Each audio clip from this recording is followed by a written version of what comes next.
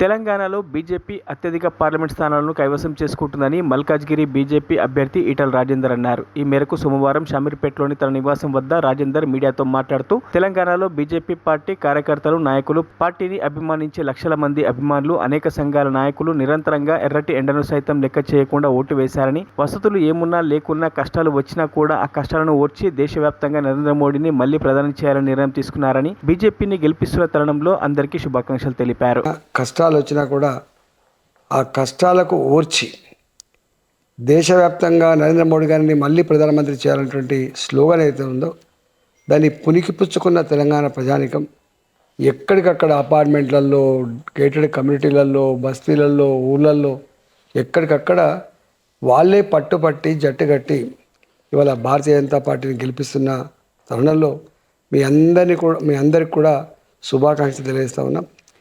అమిత్ షా గారు తొలి మీటింగ్లో 17 సీట్లలో 12 సీట్లు భారతీయ జనతా పార్టీ గెలిచి తీరుతుందని చెప్పిండు. ఇవాళ తూచా తప్పకుండా ఇవాళ వాతావరణం బట్టి చూస్తే బయట వచ్చేటువంటి సర్వే రిపోర్ట్స్ ఏమో ఒక రకంగా ఉన్నాయి, కానీ ప్రజలు మాట్లాడుకున్నటువంటి భాష, ప్రజలు వ్యక్తం చేస్తున్న అభిప్రాయం ప్రకారం మాత్రం 12 సీట్లు పైబడి భారతీయ జనతా పార్టీ గెలుస్తుందని చెప్తా ఉన్నారు. రేపటి భారతీయ జనతా పార్టీ ఈ రాష్ట్రంలో జెండా ఎగరడానికి పెద్ద సంకేతంగా మేము భావిస్తూ ఉన్నాం. దీనికి అనేక మంది సహకరించారు. ప్రభుత్వ ఉద్యోగులు కావచ్చు, పోలింగ్ ప్రక్రియలో పాల్గొన్నటువంటి సిబ్బంది కావచ్చు, పోలీసు యంత్రాంగం కావచ్చు, ఇలా అనేక మంది సహకరించినందుకు వారందరికీ కూడా పేరు పేరున ధన్యవాదాలు తెలియజేస్తూ, తర్వాత రేవంత్ రెడ్డి గారు ఎన్నికల నిబంధనలను ఉల్లంఘించి వారు మాట్లాడిన మాట ఫ్రస్ట్రేషన్లో, అంటే 100% కాంగ్రెస్ పార్టీ ఓడిపోతుందనేటువంటి ఫ్రస్ట్రేషన్లో వారు మాట్లాడిన మాట ఆక్షేపణీయంగా ఉంది.